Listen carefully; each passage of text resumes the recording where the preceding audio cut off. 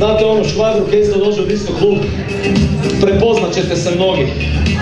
Kao, neću se sad ono znojit baš jako, ne, da se ne zasmrdim, pa onda ono, ali da se pokaže da znam čagat, ne.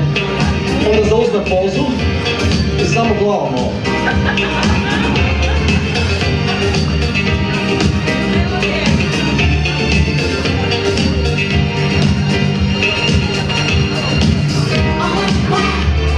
Kao to moj gust. Ovaj drugi je naslonjen na šanku.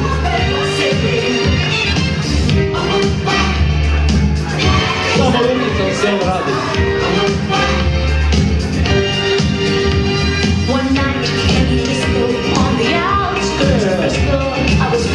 A oni su mi najbolji kao špreheri, ne?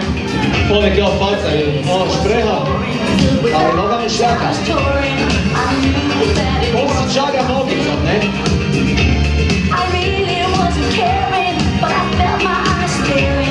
Gornji dio tijela ovo, to vi sad.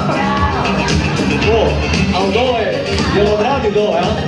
O, ajmo svi nogice, ajde. A to te pitam. A vi iza, ne vidimo svjetla, ali siguran sam da ovaj Vlasta Pokosica čaga. Ona je moja omiljena učenica. A ima i onih gdje samo prstom ono. Kao jedan ono dva, sam.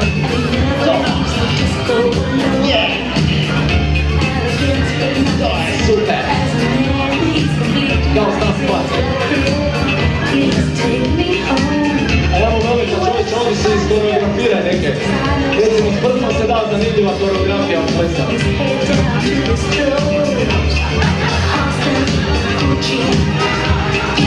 Činamo svi.